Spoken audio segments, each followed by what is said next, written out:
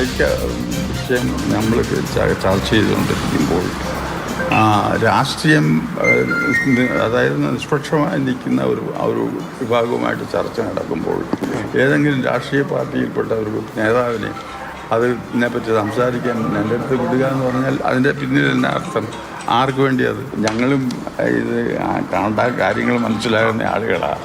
ഞങ്ങൾക്കൊരബദ്ധം വരാതിരിക്കാൻ ഞങ്ങൾ എപ്പോഴും ഗാർഡറാണ്. എല്ലാം സമദൂരത്തിൽ അടിസ്ഥാനമാണ്. ചാനലിൽ ഇപ്പോൾ കണ്ട ഒരൊറ്റ വിവരം മാത്രമേ അറിയാവുള്ളൂ. അതുകൊണ്ട് ഇതിനെപ്പറ്റി ഒരു മറുപടി ഈ ചാനലിൽ കണ്ടതിൻ്റെ അടിസ്ഥാനത്തിൽ മാത്രം ഒരു മറുപടി ഞാൻ പറയുന്നത് ശരിയല്ല. ഇതിൻ്റെ എല്ലാം പൂർണ്ണ രൂപം അറിഞ്ഞ ശേഷം അതിന് ഞാൻ മറുപടി പറയാം. 8 ദിവസത്തെ ആയുസിനെ മാത്രമേ വിധിയുണ്ടായിരുന്നുള്ളൂ SNDP NSS ഐക്യത്തിന്. കാലഘട്ടത്തിന് ആവശ്യമാണെന്ന് പറഞ്ഞ ആൾ തുഷാർ വെള്ളാപ്പള്ളിയെ മകനെ പോലെ സ്വീകരിക്കുമെന്ന് പറഞ്ഞ പെരുന്നയിലെ NSSന്റെ നേതാവ് അത് തിരുത്തി പറഞ്ഞിരിക്കുന്നു. മാത്രമല്ല, ആദ്യം ഒരു പത്രക്കുറിപ്പ് പുറത്തു വന്നതിന് പിന്നാലെ കൃത്യമായ രാഷ്ട്രീയ വിമർശനം കൂടി ഉന്നയിച്ചുകൊണ്ടാണ് NSS ഐക്യത്തിൽ നിന്ന് പിന്മാറുന്നത് എന്നുള്ളത് ഏറെ ശ്രദ്ധേയവുമാണ്.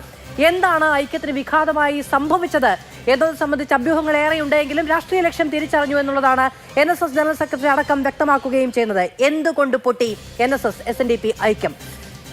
പ്രിയ പ്രേക്ഷകർക്ക് സൂപ്പർ പ്രൈം ഷോയിലേക്ക് സ്വാഗതം. നമ്മളോടൊപ്പം അതിഥികൾ അഡ്വക്കേറ്റ് CK വിദ്യാസാഗർ, SNDP യോഗം മുൻ പ്രസിഡന്റ്, ശ്രീ ജേക്കബ് ജോർജ്, മുതിർന്ന മാധ്യമപ്രവർത്തകൻ, ശ്രീ TK രാജഗോപാൽ, മുതിർന്ന മാധ്യമപ്രവർത്തകൻ, ശ്രീ ഷാബു പ്രസാദ്, നിരീക്ഷകൻ എന്നിവർ നമ്മളോടൊപ്പം തത്സമയം ചർച്ചയിൽ. ശ്രീ TK രാജഗോപാൽ, അങ്ങേക്ക് കേൾക്കാമോ? എത്ര നാൾ എന്നതേ സംശയമുണ്ടായിരുന്നുള്ളൂ. ഇത് പ്രവചിക്കപ്പെടാത്തതൊന്നുമല്ല. എത്ര നാൾ എന്നുള്ളത് മാത്രമായിരുന്നു സംശയം. പക്ഷെ 8ാം നാൾ പൊട്ടുമെന്ന് കരുതിയില്ല. എന്തായിരിക്കും സംഭവിച്ചിട്ടുണ്ടാവുക? അതെ, NSSന്റെ ബഹുമാന്യ ജനറൽ സെക്രട്ടറി തന്നെ ഇന്ന് കൃത്യമായിട്ട് പറയുന്നുണ്ടല്ലോ. അദ്ദേഹം പറഞ്ഞത് അങ്ങനെ രാഷ്ട്രീയപരമായൊരു അബദ്ധം സംഭവിക്കാതിരിക്കാൻ മുൻകൂട്ടി ഞങ്ങളത് കണ്ടറിഞ്ഞ ശേഷം ഞങ്ങളെടുത്ത തീരുമാനമാണെന്നാണ് അദ്ദേഹം പറഞ്ഞത്. അത് കൃത്യമല്ലേ അദ്ദേഹം പറയുന്നത്? കാരണം ഈ ഐക്യശ്രമങ്ങളൊക്കെ നടക്കുന്ന സമയത്ത് തന്നെ അദ്ദേഹം ആദ്യം ഒരു വാചകം പറഞ്ഞിരുന്നു. ഏതാണ്ട് ഒരു 10 ദിവസം മുമ്പ് അദ്ദേഹം ഒരു വാചകം പറഞ്ഞിരുന്നു. ഐക്യശ്രമങ്ങൾ ഞങ്ങൾ വീണ്ടും ശ്രമിക്കുകയാണ്, വീണ്ടും SNDP NSS ഐക്യത്തിന് ശ്രമിക്കുകയാണ്. പണ്ട് ഇതുപോലെ കുറേ സംഭവങ്ങളൊക്കെ ഉണ്ടായതാണ്. അതിൻ്റെയൊക്കെ പശ്ചാത്തലത്തിലായിരിക്കും അദ്ദേഹം അത് പറഞ്ഞത്. പക്ഷേ ഇതിപ്പോൾ എൻ്റെ വ്യക്തിപരമായ അഭിപ്രായമാണ്. അത് കണിച്ചുകുളങ്ങരയിൽ നിന്ന് ശ്രീ വെള്ളാപ്പള്ളി നടേശൻ്റെ ഒരു അഭിപ്രായം വരട്ടെ, അതുവരെ എൻ്റെ വ്യക്തിപരമായ അഭിപ്രായമായിട്ട് ഇതിനെ കണക്കാക്കിയാൽ മതി എന്നാണ് പറഞ്ഞത്. എന്നിട്ട് അദ്ദേഹം പറഞ്ഞ ഒരു വാചകം എന്ന് പറയുന്നത്, അവിടെ നിന്നൊരു തീരുമാനം പറഞ്ഞു കഴിഞ്ഞാൽ NSSൻ്റെ ഡയറക്ടർ ബോർഡ് ചേരും. NSSൻ്റെ ഡയറക്ടർ ബോർഡ് ചേർന്ന്, അത് 28 അംഗങ്ങളുണ്ട്. അതിനകത്തിൽ 28 അംഗങ്ങളാണ് NSSൻ്റെ പരമാധികാരം.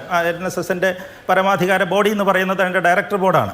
അതായത് 300 അംഗ പ്രതിനിധി സഭയിൽ നിന്ന് തിരഞ്ഞെടുക്കപ്പെട്ട് വരുന്ന 28 സമുദായ താല്പര്യമുള്ള ആളുകളാണ് അതിനകത്ത് വരുന്നത്. അത് ഇതിൻ്റെ മന്നത്ത് പത്മനാഭൻ ആ തരത്തിലാണ് അത് ഫ്രെയിം ചെയ്തിരിക്കുന്നത്. മറ്റാർക്കും സമുദായത്തിനോട് താല്പര്യമുള്ളവർക്ക് മാത്രമേ അതിനകത്ത് വരാനും പറ്റുകയുള്ളൂ കേട്ടോ. അങ്ങനെയും ചില കാര്യങ്ങളുണ്ട് അതിനകത്ത്. അപ്പോൾ ഡയറക്ടർ ബോർഡിൻ്റെ തീരുമാനം വരട്ടെ. ഡയറക്ടർ ബോർഡ് തീരുമാനം വന്നു കഴിഞ്ഞാൽ ഞങ്ങൾ ഈ കാര്യത്തിൽ അഭിപ്രായം പറയാമെന്നാണ് പറഞ്ഞത്. അപ്പോൾ അതാണ് ഇന്ന് ഇവിടെ കൂടിയത്. ഇന്ന് കൂടിയ ഡയറക്ടർ ബോർഡിലുണ്ടായ തീരുമാനമാണ്. ആ തീരുമാനത്തിനകത്തിൽ മന്ത്രി ഗണേഷ് കുമാർ, അദ്ദേഹം ഡയറക്ടർ ബോർഡ് മെമ്പറാണ്, അദ്ദേഹം ഒഴിച്ച് ബാക്കി എല്ലാവരും പങ്കെടുത്ത ശേഷം ഈ പ്രമേയം NSS ജനറൽ സെക്രട്ടറി തന്നെയാണ് അവതരിപ്പിച്ചത്. ഈ വാദം അവതരിപ്പിച്ച അദ്ദേഹം തന്നെയാണ്. അപ്പോൾ എല്ലാവരും അതിനെ എതിർത്തു. ഒരു കാരണവശാലും വേണ്ട, അത്തരത്തിലൊരു ഐക്യ നീക്കത്തിലേക്ക് നമ്മൾ പോകണ്ടെന്ന് പറഞ്ഞു. ഇനി അതിൻ്റെ കാരണങ്ങളാണ്. ആ കാരണമാണ് അദ്ദേഹം സൂചിപ്പിച്ചത്. രാഷ്ട്രീയമായ നമ്മുടെ സമദൂരമാണ് നമ്മുടെ നയം. അതിനകത്തൊരു അബദ്ധം ഉണ്ടാകണ്ട, രാഷ്ട്രീയമായൊരു അബദ്ധം ഉണ്ടാകണ്ട എന്ന് തന്നെയാണ് പറഞ്ഞത്. ആ അബദ്ധത്തിൻ്റെ കാരണങ്ങൾ എനിക്ക് തോന്നുന്നു 2 കാരണങ്ങളാണ് അതിനകത്ത് വരുന്നതെന്ന് തോന്നുന്നു. അതായത് ആഗോള അയ്യപ്പ സംഗമം, കഴിഞ്ഞ വർഷം നടന്ന ആഗോള അയ്യപ്പ സംഗമത്തിൽ NSS പങ്കെടുത്തിരുന്നു. SNDP general secretary Shri Vellappally നടേശനും അതിൽ പങ്കെടുത്തിരുന്നു. അദ്ദേഹത്തെ അന്ന് മുഖ്യമന്ത്രി പമ്പ മരാമത്ത് ഗസ്റ്റ് ഹൗസിൽ നിന്ന് കാറിൽ അങ്ങോട്ട് കൊണ്ടുപോയ കാര്യങ്ങളും അത് ചില വിവാദങ്ങളും ചർച്ചകളും ഒക്കെ അതിനകത്ത് ഉണ്ടായിരുന്നല്ലോ. അദ്ദേഹത്തെ കാറേ കയറ്റി എന്നൊക്കെ പറഞ്ഞത്. അപ്പോൾ മുഖ്യമന്ത്രി അതിനുള്ള വിശദീകരണം കൊടുത്തിരുന്നു. ഇത്രയും 80-85 വയസ്സിന് മുകളിലുള്ളൊരു മനുഷ്യനാണ്, അദ്ദേഹത്തെ ഞാൻ അങ്ങോട്ട് കൊണ്ടുപോയി എന്നാണ് പറഞ്ഞത്. പക്ഷേ വെള്ളാപ്പള്ളി നടേശൻ കൃത്യമായിട്ട് പറയുന്നുണ്ടായിരുന്നു, എനിക്കങ്ങനെ സ്റ്റേറ്റ് കാറയിലോ അല്ലെങ്കിൽ ഇത്രയും നമ്പർ 1 കാറേ കയറാൻ വലിയ കൊതിയൊന്നുമില്ല, ഇതിനെക്കാട്ടി മുമ്പ് തന്നെ ഞാൻ ഇതിൽ വില കൂടിയ കാറിൽ കയറിയിട്ടൊന്നൊക്കെ ചില മറുപടി അദ്ദേഹം പറയുന്നുണ്ടായിരുന്നു. അതെന്തെങ്കിലും ആയിക്കോട്ടെ, അത് ആ വിഷയം അങ്ങനെ വിട്ടേക്കുക. എന്തായാലും SNDP ജനറൽ സെക്രട്ടറി മുഖ്യമന്ത്രിയുടെ കാറിലാണ് ആ വേദിയിൽ നിന്നിറങ്ങുന്നത്. ആ സമ്മേളനത്തിൽ പിന്നെ വെള്ളാപ്പള്ളി NSSനെ പ്രതിനിധീകരിച്ച് പങ്കെടുത്തത് എൻ്റെ സംസ്ഥാന വൈസ് പ്രസിഡൻറ്റും തിരുവനന്തപുരം യൂണിയൻ പ്രസിഡൻറ്റുമായ സംഗീത് കുമാറാണ് അതിനകത്ത് പങ്കെടുത്തത്. അദ്ദേഹം ഉണ്ടായിരുന്നു ആ വേദിയിൽ. അപ്പോൾ പെട്ടെന്ന് ഇവർ രണ്ടുപേരും SNDP യോഗം ജനറൽ സെക്രട്ടറിയും അതേപോലെ തന്നെ NSSൻ്റെ വൈസ് പ്രസിഡൻറ്റ് പങ്കെടുത്ത് കഴിഞ്ഞപ്പോഴത്തേക്ക് സ്വാഭാവികമായ ചില സംശയങ്ങളുണ്ടായി. അത് കരയോഗത്തിലെ സാധാരണ അംഗങ്ങൾക്കോ സംശയമുണ്ടായി. ഉണ്ടാകാൻ കാരണമെന്ന് പറഞ്ഞു കഴിഞ്ഞാൽ അന്നേ വരെ യുവതീ പ്രവേശനമായിട്ട് ശബരിമല യുവതീ പ്രവേശനവുമായിട്ട് ബന്ധപ്പെട്ട് ഏറ്റവും കൂടുതൽ എതിർത്തിരുന്ന സംഘടന NSS ആണ്. ഒരു കാരണവശാലും ഇത് അനുവദിക്കാൻ സാധ്യമല്ല എന്ന് പറഞ്ഞ് അതിശക്തമായിട്ട് എതിർത്തതാണ്. ചങ്ങനാശ്ശേരിയിലാണല്ലോ ഇതിൻ്റെ തുടക്കം ഉണ്ടാകുന്നത്. അവിടുന്ന് പന്തളത്തുനിന്ന് നാമജപ ഘോഷയാത്രയും ഒക്കെ ഉണ്ടാകുന്നത് അവിടെ നിന്നാണ് ഉണ്ടാകുന്നത്. ശരിക്കും ആ സമരത്തിന് തുടക്കമിട്ടതും അതിനൊരു മുന്നോട്ട് കുറച്ച് ഭാഗങ്ങളിലേക്ക് നയിച്ചതും NSS തന്നെയാണത്. അപ്പോൾ പിന്നീടാണ് മറ്റു ചില ആളുകളൊക്കെ ആ സമരം ഏറ്റെടുക്കുകയൊക്കെ ചെയ്യുന്നത്. അപ്പോൾ അങ്ങനെയുള്ള ഒരു സംഘടന ഈ യുവതീ പ്രവേശന വിഷയവുമായിട്ട് ബന്ധപ്പെട്ട് സർക്കാരുമായിട്ട് ഏറ്റവും എതിർപ്പിൽ നിൽക്കുന്നൊരു സംഘടന, പ്രത്യേകിച്ച് സമദൂരം പറയുന്നൊരു സംഘടന എന്തുകൊണ്ട് ശ്രീ മുഖ്യമന്ത്രി ഉദ്ഘാടനം ചെയ്യുന്ന ആ യോഗത്തിൽ പങ്കെടുത്തു, ആ സമ്മേളനത്തിൽ പങ്കെടുത്തുള്ളതാണ് ചോദ്യം വന്നത് മാത്രമല്ല വലിയ പ്രതിഷേധമുണ്ടായി. വലിയ പ്രതിഷേധമാണ്. ചങ്ങനാശ്ശേരി അടക്കമുള്ള സ്ഥലങ്ങളിലെ പ്രതിഷേധ പ്രകടനങ്ങളും കോലം കത്തിക്കലും വരെ നടന്നില്ലേ? അല്ല, പക്ഷേ ശ്രീ ടി കെ രാജഗോപാൽ നോക്കൂ, ഇപ്പൊ വെള്ളാപ്പള്ളി നടേശൻ ഇങ്ങനെ ഒരു ഐക്യാഹ്വാനം ചെയ്ത സമയത്ത് ഇതൊന്നും ഓർക്കാതെയാണ് അതിന് കൈകൊടുത്തേക്കാം എന്ന രീതിയിൽ പെരുന്ന മുന്നോട്ട് പോയതെന്ന് വിശ്വസിക്കേണ്ടി വരുമോ? ഇതൊക്കെ വർഷങ്ങളായി തുടർന്നുകൊണ്ടിരുന്ന ഒരു കാര്യമല്ലേ? മാത്രമല്ല, തുഷാർ വെള്ളാപ്പള്ളി ഇപ്പോൾ ഉന്നയിക്കുന്നത് ഈ രാഷ്ട്രീയ ലക്ഷ്യമാണല്ലോ. തുഷാർ വെള്ളാപ്പള്ളി ആരാണ് എന്ന് NSSന് അറിയില്ലേ? അദ്ദേഹത്തെ മകനെ പോലെ സ്വീകരിക്കുമെന്ന് പറയുമ്പോൾ അദ്ദേഹം ആരുടെ മകനാണ് എന്നും അദ്ദേഹത്തിന്റെ ഇപ്പോഴത്തെ ചുമതല എന്താണ് എന്നും ഏത് മുന്നണിയുടെ പ്രവർത്തകനാണ് എന്നത് അടക്കമുള്ള കാര്യങ്ങൾ അറിയില്ലേ? അപ്പോൾ ഇതൊരു ഇരുട്ടി വെളുത്തപ്പോൾ മാറിയ മറുപടിയാണ്. അതിനപ്പുറത്തേക്ക് മുൻകൂട്ടി കാണാൻ ശേഷിയില്ലാത്ത ഒരാളാണ് G സുകുമാരൻ നായരെന്നോ പ്രസ്ഥാനമാണ് NSS എന്നോ വിചാരിക്കാൻ കഴിയില്ലല്ലോ.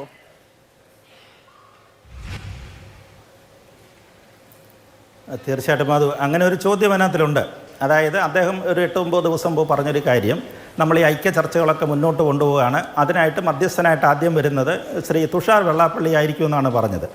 തുഷാർ വെള്ളാപ്പള്ളിക്ക് 2 സ്ഥാനങ്ങളാണ് ഉള്ളത് അല്ലേ? അദ്ദേഹത്തിന് 2 സ്ഥാനങ്ങളുണ്ട്. ഒന്ന്, അദ്ദേഹം NDA വരുന്ന BDJSൻ്റെ സംസ്ഥാന അധ്യക്ഷനാണ്. അതോടൊപ്പം തന്നെ SNDP യോഗത്തിൻ്റെ വൈസ് പ്രസിഡൻറ്റുമാണ്. അങ്ങനെ ഒരു സ്ഥാനം അദ്ദേഹത്തിനുണ്ട്. അപ്പോൾ ഇതിൽ ഏത് റോളിലാണ് അദ്ദേഹം വരുന്നതെന്നുള്ളത് മനസ്സിലാക്കാൻ കഴിയുകയാണോ? എന്താണ് അവിടെ ഉണ്ടായിരിക്കുന്ന ആശയക്കുഴപ്പമെന്ന് എനിക്ക് പറയാൻ പറ്റുന്നില്ല. തുഷാർ വെള്ളാപ്പള്ളി വരുന്നു, മകനെ പോലെ സ്വീകരിക്കുന്നു പറയുമ്പോൾ വെള്ളാപ്പള്ളി നടേശൻ്റെ മകനാണ്. അപ്പോൾ അല്ലെങ്കിൽ SNDP യോഗത്തിൻ്റെ വൈസ് പ്രസിഡന്റ് വരുന്നു എന്നായിരിക്കാം. അങ്ങനെ ആയിരിക്കാം. നമുക്കിതൊക്കെ ചിന്തിക്കാൻ ഊഹിക്കാനല്ലേ പറ്റുള്ളൂ അത്. അപ്പോൾ അങ്ങനെ വരുന്നത് കൊണ്ടാണ് മകനെ പോലെയോ സഹോദരനെ പോലെയോ സ്വീകരിക്കാമെന്ന് അദ്ദേഹം പറഞ്ഞെന്ന് പറയുന്നു. അപ്പോൾ അങ്ങനെ ഇരിക്കുന്ന സമയത്താണ് 3-4 ദിവസം മുമ്പ് പ്രധാനമന്ത്രി തിരുവനന്തപുരത്ത് വരുന്നത് അല്ലേ? പ്രധാനമന്ത്രി തിരുവനന്തപുരത്ത് വരുന്ന സമയത്താണ് ശരിക്കും രാഷ്ട്രീയ ചിത്രങ്ങളൊക്കെ നമ്മൾ കാണുന്നത്. അവിടെ വെച്ച് കാണുന്നുണ്ട് തുഷാറുമായിട്ട് വളരെയേറെ സൗഹൃദം. ഒരു പക്ഷേങ്കിൽ അന്ന് കിറ്റക്സ് അതിന് ചേരാൻ വന്ന സാബുവിനോടൊക്കെ കാണിച്ചതുപോലെയുള്ള വലിയ സൗഹൃദവും തുഷാറുമായിട്ട് വളരെ അടുപ്പം കാണിച്ച് സംസാരിക്കുന്നുണ്ടായിരുന്നു. പ്രധാനമന്ത്രി കാണുന്നുണ്ടായിരുന്നു. ഒരു പക്ഷെങ്കിൽ അവിടെ നിന്നായിരിക്കാം. പിന്നീടാണ് പെട്ടെന്ന് പൊടുന്നനെ ഇന്നലെ വൈകുന്നേരം ഈ പ്രഖ്യാപനം വന്നിരിക്കുന്നത്. അതായത് പത്മ പ്രഖ്യാപനം കൂടെ വന്നു. പത്മഭൂഷൺ പ്രഖ്യാപനം. ശരി, ഞാൻ അതിലേക്ക് വരാം, അങ്ങയിലേക്കും വരാം. ഒരു പക്ഷെങ്കിൽ ചിലപ്പോൾ ഇതിനൊരു കാരണമായിട്ട് വരാം എന്ന് എനിക്ക് തോന്നുന്നു. ശരി, ഓക്കെ. ശ്രീ ജേക്കബ് ജോർജ്, നോക്കൂ, ഈ തുഷാറിനെ തീരുമാനിച്ച ഇടത്താണോ ഈ നായാടി മുതൽ നസ്രാണി വരെ എന്നുള്ള സമവാക്യം പാളിപ്പോയത്?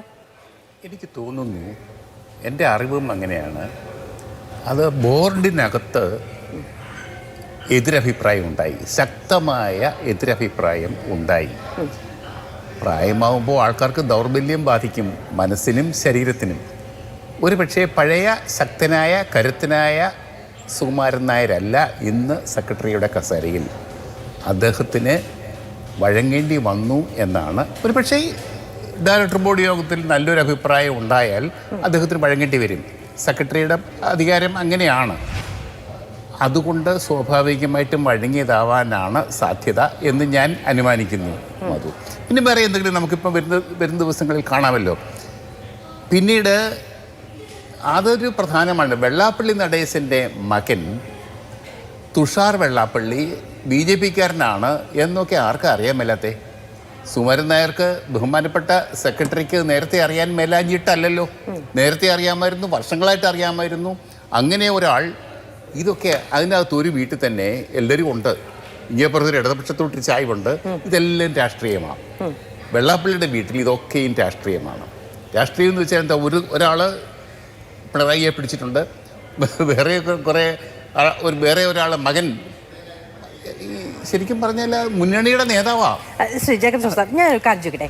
ഇപ്പം നായാടി മുതൽ നമ്പൂതിരി വരെ എന്ന് പറയുമ്പോൾ സാമുദായിക ഐക്യത്തിനപ്പുറത്തേക്ക് മതപരമായ ഐക്യം എന്ന നിലയ്ക്ക് അല്ലെങ്കിൽ ഭൂരിപക്ഷ ഐക്യം എന്ന ഒരു കള്ളിയിൽ നമുക്കതിനെ ഒതുക്കാമായിരുന്നു. ഈ നമ്പൂതിരി പ്ലസ് നായാടി എന്നത് വന്നയിടത്താണ് വലത് രാഷ്ട്രീയ ഐക്യ മുന്നണിയുടെ ഭാഗമായ അജണ്ട യഥാർത്ഥത്തിൽ BJPയുടെ അജണ്ടയാണ്, അതിനു വേണ്ടിയാണ് വെള്ളാപ്പള്ളി വെള്ളം കോരുന്നത് എന്ന ചിന്ത പെരുന്നയ്ക്കുണ്ടായോ? അങ്ങനെയും ഉണ്ടായി കാണാം. അത് ഉറപ്പിച്ച് പറയുന്നില്ല. അതും പ്രധാനപ്പെട്ട ഘടകമാണ്. BJP നിൽക്കുന്നത് ഒരു ഹിന്ദു ഐക്യത്തിന് വേണ്ടിയാണ്. എല്ലാ ജാതി മതസ്ഥരെയും, ജാതികളെയും കൂട്ടിച്ചേർത്തും കൊണ്ട് ഒരു ചരടിൽ കെട്ടുക. അത് തന്നെ.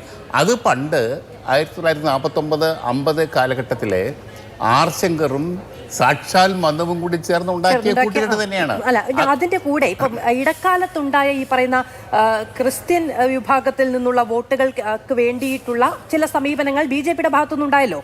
അതിന്റെ ഒരു അനുരണനമാണ് പ്ലസ് നസ്രാണി എന്നുള്ള ഒരു രൂപീകരണം എന്നത്. അത് അങ്ങനെ തന്നെ വെള്ളാപ്പള്ളി ഒരു സമവാക്യമായി പ്രഖ്യാപിക്കുകയാണ്. സ്വാഭാവികമായും ആ അജണ്ട BJPയുടേതാണ്. ഇതെല്ലാം കൂടി കൂട്ടിക്കെട്ടി അതിന്റെ കയറിന്റെ അറ്റം കൊണ്ടുപോയി BJPക്കാർക്ക് കൊടുക്കാം എന്നുള്ളതായിരുന്നു ലക്ഷ്യമെന്ന് വരുന്നത് തിരിച്ചറിയുന്നുണ്ടോ എന്നാണ് ഞാൻ ചോദിച്ചത്. അല്ല, അത് തീർച്ചയാണല്ലോ. വെള്ളാപ്പള്ളിക്ക് നേരെ പോ എന്നൊരു ചിന്ത ഈ കാര്യത്തിലില്ല. അദ്ദേഹത്തിൻ്റെ ഒരു BJP ബന്ധം അവിടെ ഉറപ്പിച്ച് വെച്ചിട്ടാണ്. അദ്ദേഹത്തിൻ്റെ മോനെ അതിൻ്റെ പ്രധാനപ്പെട്ട നേതാവാക്കിയിട്ടാണ്. അദ്ദേഹത്തിൻ്റെ ഭാര്യ അതിൻ്റെ പ്രവർത്തകയാണ്. അങ്ങനെ ഒരു കുടുംബം മുഴുവൻ BJPക്ക് വേണ്ടി സംഘപരിവാറിന് വേണ്ടി പ്രവർത്തിച്ചുകൊണ്ട് ഇരിക്കുമ്പോൾ തന്നെയാണ് ഈ ഒരു നായർ കൂട്ടുകെട്ട് ഉണ്ടാക്കാൻ പോകുന്നത്. എന്നിട്ട് സമദൂരം എന്നൊക്കെ പറയുകയും ചെയ്യും. പക്ഷേ സമദൂരം എന്ന് പറയുന്നതിന് അങ്കപ്പുറത്ത് സുകുമാരൻ നായർക്കും അദ്ദേഹത്തിൻ്റെതായ അജണ്ടയുണ്ട്, രാഷ്ട്രീയമുണ്ട് എന്ന് തന്നെയാണ് എൻ്റെ പക്ഷം. ശരി, ശ്രീ CK വിദ്യാസാഗർ, അങ്ങേക്ക് ഇതിന്റെ ചരിത്രം മുഴുവനും അറിയാമല്ലോ. എത്ര തവണ പാളിപ്പോയതാണ്, അത് വീണ്ടും പാളിപ്പോയിരിക്കുന്നു എന്നുള്ളതാണ് നമ്മൾ തുടക്കം മുതൽ തന്നെ പറയുന്നത്. കഴിഞ്ഞൊരു ദിവസവും ഈ വിഷയമൊക്കെയായി ബന്ധപ്പെട്ടുള്ള ചർച്ചകളൊക്കെ ഉണ്ടായിരുന്നു. അന്നും ഇത് എത്ര നാൾ വാഴും എന്നത് സംബന്ധിച്ച് പലരും അത്ഭുതപ്പെടുന്നത് ഞാൻ കേട്ടിട്ടുമുണ്ട്. പക്ഷേ ഇത് എത്ര വേഗം എന്നത് വിചാരിച്ചിട്ടുമില്ല. ഈ ഒരുപക്ഷെ BJP ബന്ധം അല്ലെങ്കിൽ അടുത്ത തെരഞ്ഞെടുപ്പ് കാലത്തെ CPM ബന്ധം എന്നുള്ള കാര്യങ്ങളിൽ മാത്രം തട്ടിയാണോ ഈ ഐക്യാഹ്വാനം ഇല്ലാതായി പോയത്?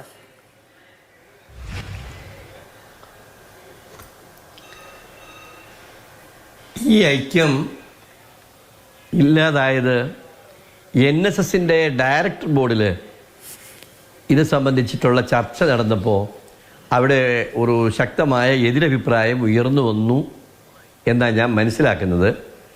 എനിക്ക് കിട്ടിയിട്ടുള്ള വിവരം അങ്ങനെയാണ്. അവിടെ ഏതായാലും കാര്യവിവരമുള്ള ഡയറക്ടർമാർ NSSന്റെ ഡയറക്ടർ ബോർഡിൽ കുറേ പേരുണ്ട് എന്ന് അറിയുന്നതിൽ സന്തോഷമുണ്ട്. അതുകൊണ്ട് മാത്രമാണ് ഇതിൻ്റെ പുറകിലുള്ള അജണ്ട എന്താണെന്ന് അത്ര BJP മൈൻഡ് സെറ്റുകാരല്ലാത്ത NSSലെ ഡയറക്ടർ ബോർഡ് അംഗങ്ങൾ അത് ശക്തമായി എതിർത്തു. അതിൻ്റെ ഫലമായിട്ട് അവിടെ പുറത്തേക്ക് ഒരു അന്തഛിദ്രമുണ്ട് എന്ന് ഉള്ള വാർത്ത പോകാതിരിക്കാൻ വേണ്ടിയിട്ട് NSSൻ്റെ നേതാക്കൾ ഇങ്ങനെ ഒരു തീരുമാനം അത് വേണ്ടെന്ന് വെച്ചു എന്നാണ് ഞാൻ മനസ്സിലാക്കുന്നത്. പിന്നെ വെള്ളാപ്പള്ളിയെ സംബന്ധിച്ചിടത്തോളം അത് അദ്ദേഹത്തിൻ്റെ അജണ്ട വളരെ ക്ലിയർ അല്ലേ. അദ്ദേഹത്തിൻ്റെ അജണ്ട എന്ന് പറഞ്ഞാൽ 2026 തെരഞ്ഞെടുപ്പിൽ 2026 തെരഞ്ഞെടുപ്പിൽ LDF മുന്നണി അധികാരത്തിൽ വരാനുള്ള സാധ്യത കുറവാണ്. ഇതിപ്പോൾ അദ്ദേഹത്തിൻ്റെ പരീക്ഷണ ഘട്ടമാണ്. ഇത് NSSനെയും കൂടെ കൂട്ടിച്ചേർത്ത് ഇവിടെ താങ്കൾ പറഞ്ഞതുപോലെ അതിൻ്റെ ആ കയറിൻ്റെ ഒരറ്റം കൊണ്ട് BJPയുടെ കയ്യിൽ കൊടുത്തു വെച്ചാൽ അത് സ്വാഭാവികമായിട്ടും BJPക്ക് ഇവിടെ ഒരു പോസിറ്റീവ് ഇത് കിട്ടുമെന്നൊരു പ്രതീക്ഷ. അങ്ങനെ വന്നു കഴിഞ്ഞ് കഴിഞ്ഞാൽ ഇവിടെ കേന്ദ്ര സർക്കാരിൻ്റെ BJP സർക്കാരിൻ്റെ ഒരു വർദ്ധിച്ച ബലം ഉണ്ടാകും. അത് 2026 തെരഞ്ഞെടുപ്പിൽ മിക്കവാറും നമുക്ക് വെള്ളാപ്പള്ളി നടേശനെ പണ്ട് BJP-ക്കാർ 2015 തെരഞ്ഞെടുപ്പിൽ കൊടുത്ത ഒരു ഹെലികോപ്റ്റർ ഉണ്ടല്ലോ, നല്ല വേഗത്തിൽ പറക്കുന്ന, പൊടി പറത്തിക്കൊണ്ട് പറക്കുന്ന ഹെലികോപ്റ്ററിൽ അദ്ദേഹം കേരളത്തിന്റെ തെക്ക് വടക്ക് കുറെ ദൂരം പറന്നല്ലോ. ആ ഹെലികോപ്റ്റർ വീണ്ടും BJP-ക്കാരുടെ ഹെലികോപ്റ്റർ വരും. വെള്ളാപ്പള്ളി നടേശൻ 2026 തെരഞ്ഞെടുപ്പിൽ BJP-യുടെ സ്റ്റാർ ക്യാമ്പയിനറായിട്ട് കണ്ടാൽ നിങ്ങൾ അത്ഭുതപ്പെടേണ്ട. അതാണ് ഇതിന്റെ അദ്ദേഹത്തിന്റെ അജണ്ട.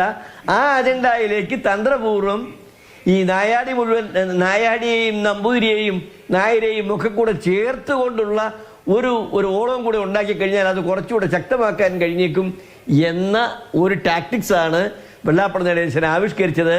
പക്ഷേ അതിനകത്ത് മിസ്റ്റർ സുകുമാരൻ നായർ വീണുപോയി തോന്നുന്നു. ആദ്യം അത് വീണുപോകാൻ സുകുമാരൻ നായർക്കും വെള്ളാപ്പള്ളിക്കും ഓരോ കാര്യങ്ങളുണ്ട് ഇങ്ങനെ ഒരു തന്ത്രത്തിന്. കാരണം രണ്ടുപേർക്കും ഇവിടെ കേരളം ഭരിക്കുന്ന ഗവൺമെന്റിന്റെ നിയമപരമായിട്ടുള്ള ചില സംരക്ഷണം ആവശ്യമുണ്ട്. ഇപ്പോൾ കോടതിയിൽ NSSനെതിരെയും SNDPക്കെതിരെയും നിലനിൽക്കുന്ന കേസുകളിൽ ഈ കേരള സർക്കാരിന് non trading companies act of Kerala അതുപ്രകാരം പ്രയോഗിക്കാൻ കഴിയുന്ന ചില അധികാരങ്ങളുണ്ട്.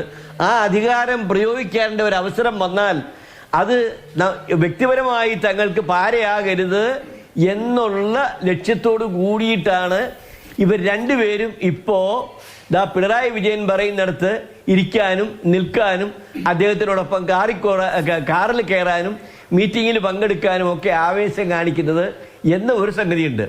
പിന്നെ കേന്ദ്രത്തിൽ കുറച്ചുകൂടെ പിടി മുറുക്കി വെച്ചില്ല എങ്കിൽ ഈ 2026 തെരഞ്ഞെടുപ്പിൽ കോൺഗ്രസ് അധികാരത്തിൽ വരികയും കമ്പനി നിയമപ്രകാരം ഉള്ള കേസുകൾ അവർക്ക് അത് ഒത്തിരി കാലമായിട്ട് കേസുകൾ ഇങ്ങനെ അവര് മാറ്റി കൊണ്ടുപോയിക്കൊണ്ടിരിക്കുക.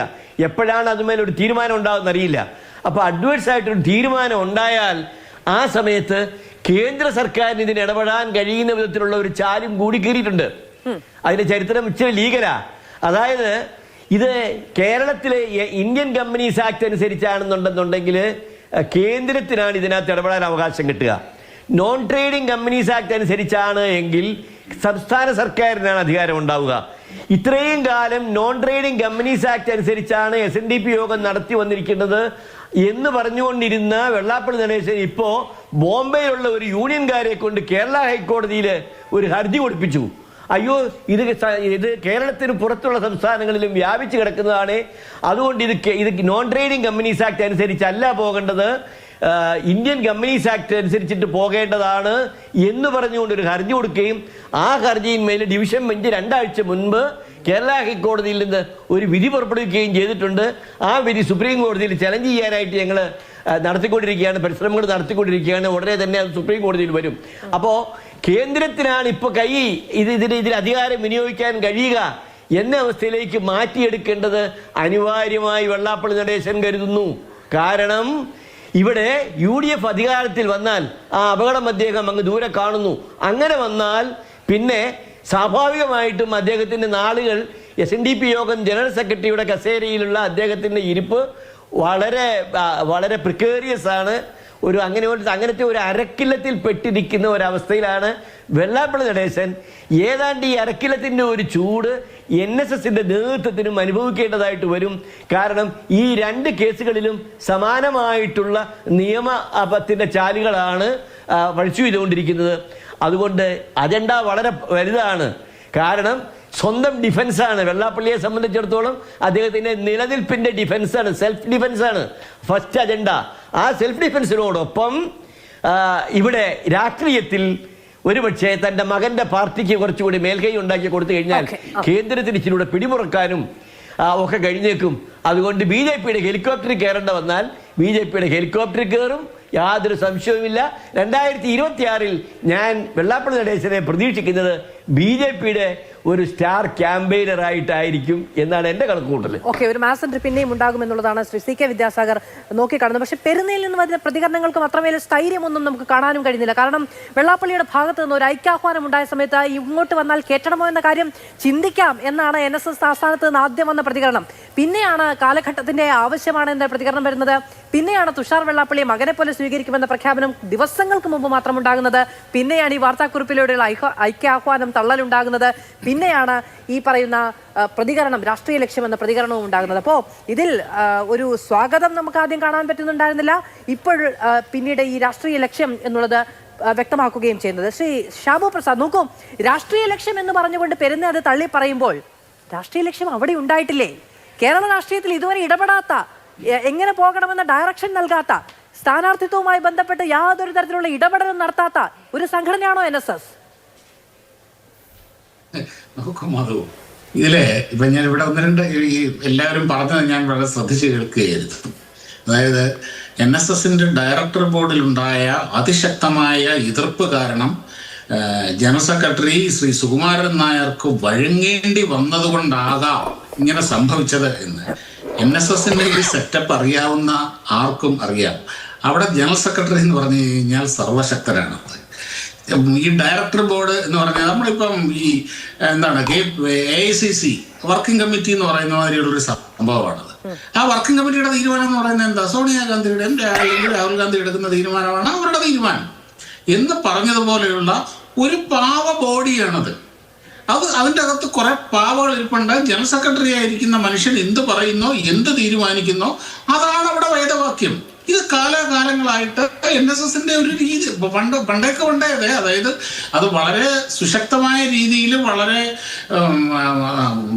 ദീർഘവീക്ഷണത്തോടു കൂടി മന്നത്ത് പത്മനാഭൻ ഉണ്ടാക്കിയൊരു സിസ്റ്റമാണത്. പക്ഷേ പിന്നീട് വന്ന ജനറൽ സെക്രട്ടറിമാരെല്ലാവരും അതിനെ അവരുടെ ഒരു കുടുംബ പ്രോപ്പർട്ടിയായി അല്ലെങ്കിൽ അങ്ങനെ ചെയ്യുകയാണ്. ആ ഡയറക്ടർ ബോർഡിൽ ഇരിക്കുന്നവർക്ക് ഒന്നും ചെയ്യാൻ പറ്റില്ല, അവർക്ക് ഒരു വോയിസും ഇല്ല അവിടെ.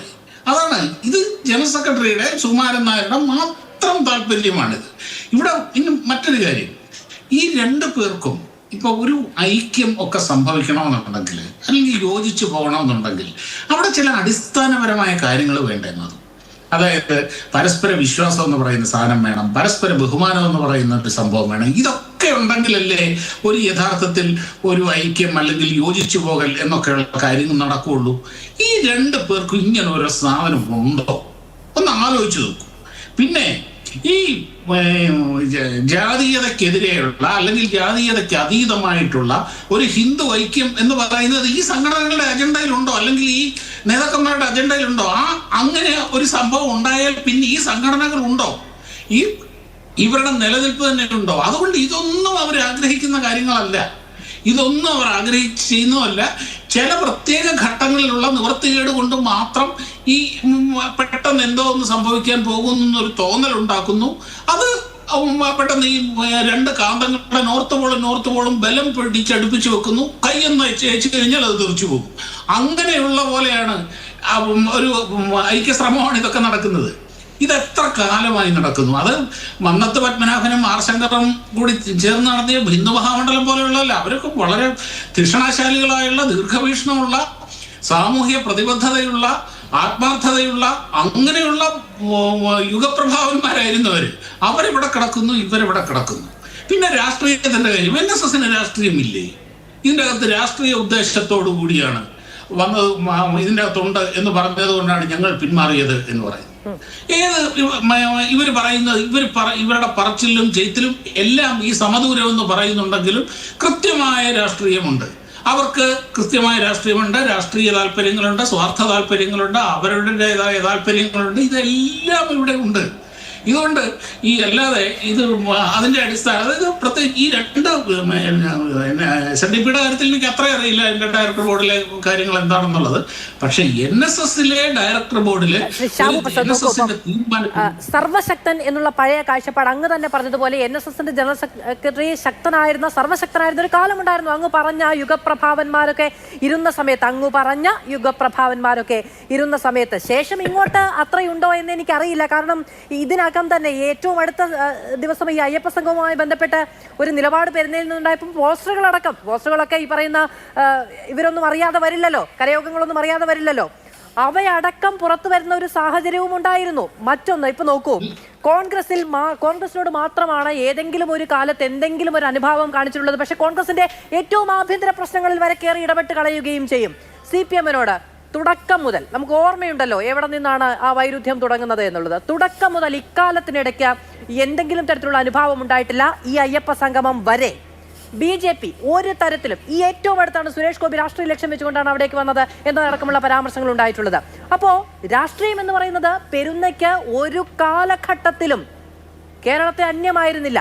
അപ്പൊ ആ ഒരൊറ്റ കാര്യം പറഞ്ഞ് തള്ളി പറയുന്നു. മാത്രമല്ല ഇതൊരൊറ്റ ദിവസം കൊണ്ട് നോക്കൂ, ജി സുകുമാരൻ നായർ അതിശക്തനാണ്. അദ്ദേഹത്തിന്റെ ഒരൊറ്റ തീരുമാനം എന്ന് പറഞ്ഞാൽ അദ്ദേഹത്തിന്റെ തീരുമാനത്തിൽ ഞാൻ അങ്ങയിലേക്ക് വരുന്നതിന് മുമ്പ് ചൂണ്ടിക്കാണിച്ച വൈരുദ്ധ്യങ്ങൾ ദിവസങ്ങളുടെ വ്യത്യാസത്തിൽ ഉണ്ടായിട്ടുണ്ട്.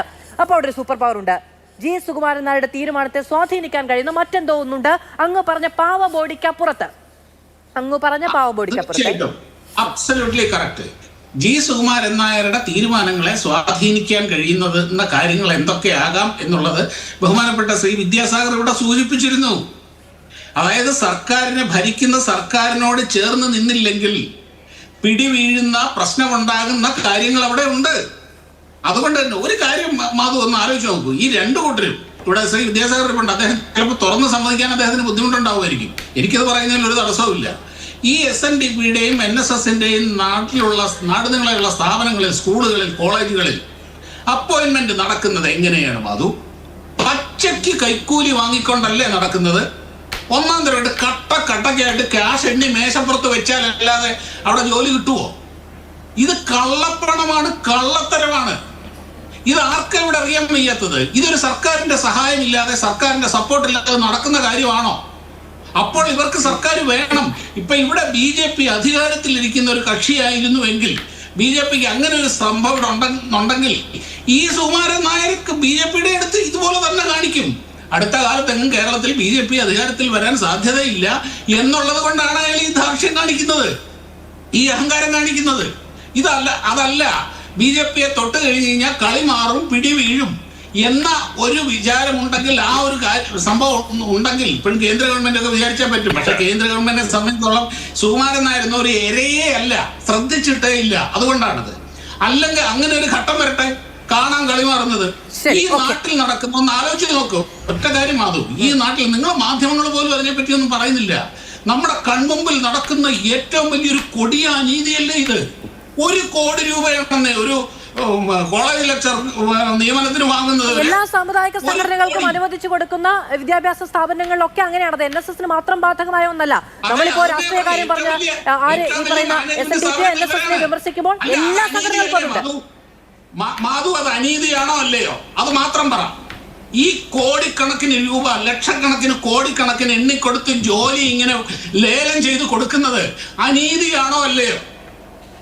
അത് പറയാൻ മാധുവിന് പറ്റുമോ? പറ്റില്ല, നിങ്ങൾക്കും പറ്റില്ല, എനിക്കറിയാം. അല്ല, നമുക്ക് പറ്റാടിക്കൊന്നുമല്ല. പണം എന്ന് പറയുന്നത് ഏതെങ്കിലും ഒരു വിദ്യാഭ്യാസ അർഹതയ്ക്കോ അല്ലെങ്കിൽ ഏതെങ്കിലും ജോലിയുമായി ബന്ധപ്പെട്ടോ ഉള്ള ഏറ്റവും പ്രധാനപ്പെട്ട മാനദണ്ഡം എന്ന നിലയ്ക്ക് പരിഗണിക്കപ്പെടേണ്ടതല്ല. പക്ഷെ അതേ സമയത്ത് ഇത് സാമുദായിക സംഘടനകൾക്ക് മാത്രം അവകാശപ്പെടുന്നതല്ല. സാമുദായിക സംഘടനകൾക്ക് മാത്രമല്ല, പ്രൈവറ്റായി ആര് മുതൽ മുടക്കാൻ തയ്യാറായിട്ടുണ്ടോ അവർക്ക് എല്ലാവർക്കും ഇതുണ്ട്. ആ ആനുകൂല്യം ലഭ്യമാകുന്നുണ്ട്. ഇത് റദ്ദാക്കുകയാണെങ്കിൽ പൂർണ്ണമായി റദ്ദാക്കണം. അല്ല, നിയമവിരുദ്ധതയല്ല. കാരണം നിയമവിരുദ്ധതയാണെങ്കിൽ നാട്ടിൽ നടക്കില്ല. നിയമവിരുദ്ധതയല്ല, പക്ഷേ പ്രത്യേക ആനുകൂല്യമാണ്. അതുമായി ബന്ധപ്പെട്ട് ഭരണകൂടങ്ങൾ തീരുമാനമെടുക്കേണ്ടതാണ്. ഇനി പോട്ടെ, NSS സമുദായത്തിന് വേണ്ടിയിട്ട് നിലകൊള്ളുന്നു പറയുന്നു. ഒരു പാവപ്പെട്ട നായർ, ശരി, നായർക്ക് വേണ്ടിയിട്ട് ചെയ്താൽ മതി. അവൻ നല്ല നിലയിൽ പാസ്സായി കഴിഞ്ഞ ഒരു ജോലിക്ക് ചെന്ന് കഴിഞ്ഞാൽ അവന് കിട്ടുമോ? അവന് ജോലി കൊടുക്കുമോ? ഇവര് SNDP കൊടുക്കുമോ? ഒരു ഈഴവ സമുദായത്തിൽ നിന്ന് നല്ല നിലയിൽ ക്വാളിഫൈഡ് ആയിട്ടൊരു ചെറുപ്പക്കാരൻ പുറത്തു വന്നു, കൊല്ലം SN കോളേജിൽ ഒരു വേക്കൻസി വന്നു, അവിടെ ഒരു അപ്ലൈ ചെയ്ത് കഴിഞ്ഞാൽ അവന് കൊടുക്കുമോ നിങ്ങൾ ജോലി? ശരി, അല്ല, അതൊക്കെ SNDPയിലുള്ളവർ ചോദിക്കട്ടെ, NSSലുള്ളവർ ചോദിക്കട്ടെ. ഇതൊക്കെ അണികൾ കേൾക്കുകയും ചോദ്യങ്ങൾ ഉയർത്തുകയും ചെയ്യട്ടെ എന്നാണ് എനിക്ക് പറയാൻ കഴിയുന്നത്. അല്ല, ബാക്കി സമൂഹത്തിന് ഒരു ഉത്തരവാദിത്വമില്ലേ? മാധ്യമങ്ങൾക്ക് ഉത്തരവാദിത്വമില്ലേ? അല്ല, ഇത് ഞങ്ങളുടെ കാര്യം എന്ന് പറയുമല്ലോ. ഇത് സമുദായത്തിന്റെ കാര്യമാണല്ലോ. അപ്പൊ ഞങ്ങളുടെ കാര്യം ഞങ്ങൾ എന്തെങ്കിലും നിയമവിരുദ്ധമായി ചെയ്യുന്നുണ്ടെന്ന് ചോദിക്കും. അല്ല, ഈ പറയുന്ന സാമുദായിക സംഘടനകളുടെ വിദ്യാഭ്യാസ സ്ഥാപനവുമായി ബന്ധപ്പെട്ട നിയമന പ്രശ്നം സുപ്രീം കോടതിയിൽ എത്തിയിരിക്കുക. അപ്പൊ സുപ്രീം കോടതിയിലേക്ക് പോകുന്നുണ്ടെങ്കിൽ അത് നിയമവിരുദ്ധമല്ല, അതിൽ കീഴ്വഴക്കങ്ങളുണ്ട്. ആ കീഴ്വഴക്കങ്ങൾ ചോദ്യം ചെയ്യപ്പെടുന്നുണ്ടെങ്കിൽ ചോദ്യം ചെയ്യപ്പെടട്ടെ. വിദ്യാഭ്യാസമോ ജോലിയോ ആരും കുത്തകയായി വെക്കേണ്ടതല്ല എന്നതാണ് എന്റെ വ്യക്തിപരമായ അഭിപ്രായം. അങ്ങനെ ചോദിക്കുകയാണെങ്കിൽ ഞാനത് ആവർത്തിച്ച് പറയാൻ തയ്യാറാണ്. വ്യക്തിപരമായ അഭിപ്രായം അങ്ങനെ തന്നെയാണ്. ഒരിടവേള എടുത്തോട്ടെ, ഇടവേള. തിരികെ സ്വാഗതം. ചർച്ചയിലേക്ക് ശ്രീ TK രാജഗോപാൽ. ഇത് വെള്ളാപ്പള്ളി നടേശന് വ്യക്തിപരമായും രാഷ്ട്രീയമായും നേരിടേണ്ടി വന്ന ഇടക്കാലത്തെ ഏറ്റവും വലിയ തിരിച്ചടികളിൽ ഒന്നാണ് എന്ന് പറയുന്നതിൽ തെറ്റുണ്ടോ? അദ്ദേഹം ഈ പെരുന്നയിൽ നിന്നുള്ള സന്ദേശം വന്നതിന് ശേഷം മാധ്യമങ്ങളെ കണ്ടപ്പോൾ അദ്ദേഹത്തിൻ്റേത് എന്ന് പലപ്പോഴും അദ്ദേഹം ഒരു ആനുകൂല്യമായി അവകാശപ്പെടുന്ന ശരീരഭാഷയൊക്കെ ഉണ്ടല്ലോ, ഈ കുറച്ച് നാടൻ പ്രയോഗങ്ങളൊക്കെ ഒന്നും ഉണ്ടായില്ല. നാക്ക് കടിച്ചില്ല, പല്ല് കടിച്ചില്ല, ഞാനൊരു കീഴാളനായതുകൊണ്ട് എന്നെ അകറ്റി നിർത്തുകയാണോ എന്ന് കാർഡ് വന്നില്ല, ഒന്നും വന്നില്ല. അദ്ദേഹം വളരെ എനിക്ക് മാധ്യമങ്ങളിൽ വന്ന വാർത്ത മാത്രം കേട്ടുകൊണ്ട് പ്രതികരിക്കാൻ കഴിയില്ല എന്നൊരു നിലയാണ് കണ്ടത്. അടുത്ത കാലത്ത് വെള്ളാപ്പള്ളി നടേശനിൽ നിന്ന് കണ്ട ഏറ്റവും പക്വമായ പ്രതികരണം.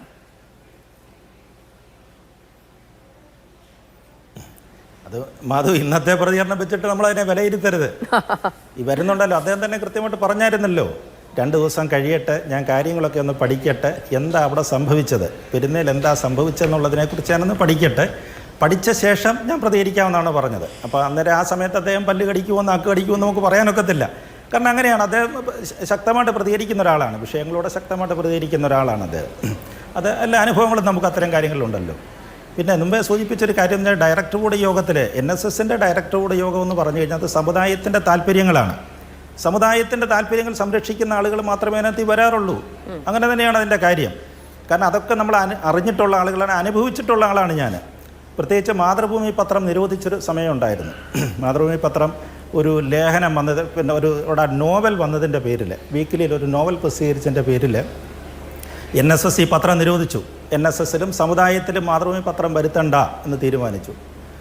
ഡയറക്ടർ ബോർഡ് യോഗത്തിൻ്റെ തീരുമാനം അത് ജനറൽ സെക്രട്ടറിയെ നമ്മളെ അറിയിച്ചു. പിറ്റേ ദിവസം തൊട്ട് വലിയ ക്ഷീണമായിരുന്നു, പത്രത്തിന് വലിയ ക്ഷീണമുണ്ടായി. പ്രത്യേകിച്ച് മധ്യ തിരുവിതാംകൂർ വലിയ ക്ഷീണം നമുക്കുണ്ടായി. ഞാനന്ന് കോട്ടയത്ത് ന്യൂസ് സെക്ടറാണ്, എനിക്കറിയാം അവിടെ ഉണ്ടായിരുന്ന സംഭവങ്ങളൊക്കെ. ഇതൊന്ന് പരിഹരിച്ച് കിട്ടുന്നതിന് വേണ്ടിയിട്ട് ഞാൻ ഒരുപാട് ശ്രമിച്ചതാണ്. ഞാൻ ഉണ്ടായിരുന്നു, ശ്രീ എം.എസ്. കുമാർ അടക്കം ഞങ്ങളെല്ലാവരും പരിശ്രമിച്ചതാണത്. ഏതാണ്ട് 1 വർഷമെടുത്ത ആ പ്രശ്നം പരിഹരിച്ചെടുക്കുന്നതിനായിട്ട്. ഞാനിതിനെ കാണാത്ത ഡയറക്ടർ ബോർഡ് മെമ്പേഴ്സ് ഇല്ല. മുമ്പേ പറഞ്ഞില്ല, അവരാരും പാവകളോ ഒന്നും അല്ല അതിനകത്തിരിക്കുന്ന ആളുകൾ. അവരെയൊക്കെ ഇത് വ്യക്തിപരമായിട്ട് കണ്ട് ഫോണിലും നേരിട്ടും ഒക്കെ കണ്ട് ഞാൻ സംസാരിച്ചതാണ്. ആരും സമുദായത്തിൻ്റെ താല്പര്യമാണോ ഞങ്ങൾ ഇതിനകത്തിൽ കൂട്ടു നിൽക്കത്തില്ലെന്നാണ് പറയുന്നത്. അല്ല, ജനറൽ സെക്രട്ടറിക്ക് അനുകൂലമായിട്ടൊന്നും അല്ല അവർ പറഞ്ഞിരുന്നത്. മാത്രമല്ല, കൃത്യമായ തീരുമാനം എടുക്കാൻ കഴിയാത്ത ഒരാൾ അതിൽ പങ്കെടുത്തുമില്ല. ഗണേഷ് കുമാറിന് അപ്പുറത്താണേലും ഇപ്പുറത്താണേലും പ്രശ്നം, ഇലക്ഷൻ വന്ന് മുട്ടി നിൽക്കുക. ഗണേഷ് കുമാർ അങ്ങനെ തന്നെ ആയിരുന്നു. ഗണേഷ് കുമാർ അങ്ങനെ എല്ലാ ഡയറക്ടർ ബോർഡ് യോഗത്തിലൊന്നും പങ്കെടുക്കാറില്ല. സാധാരണ അദ്ദേഹത്തിൻ്റെ രീതി അതാണ്. ബാലകൃഷ്ണൻ അദ്ദേഹത്തിൻ്റെ അച്ഛൻ R. ബാലകൃഷ്ണൻ ഉണ്ടായിരുന്ന കാലത്തും അങ്ങനെ തന്നെയാണ്. അത് വളരെ കുറച്ച് സമയങ്ങളിൽ മാത്രമേ, വളരെ അപൂർവമായിട്ടൊക്കെയുള്ള സന്ദർഭങ്ങളിൽ ഈ സമ്മേളനം നടക്കുന്ന സമയത്തോ അല്ലെങ്കിൽ വളരെ അത്യാവശ്യ കാര്യങ്ങളിൽ അദ്ദേഹം വരാറുള്ളായിരുന്നു. ഗണേശനും എനിക്ക് തോന്നുന്നു അതുകൊണ്ടാണെന്ന് തോന്നുന്നു അത്തരം. പിന്നെ തിരക്കുവാണല്ലോ, അദ്ദേഹം മന്ത്രിയുമാണല്ലോ.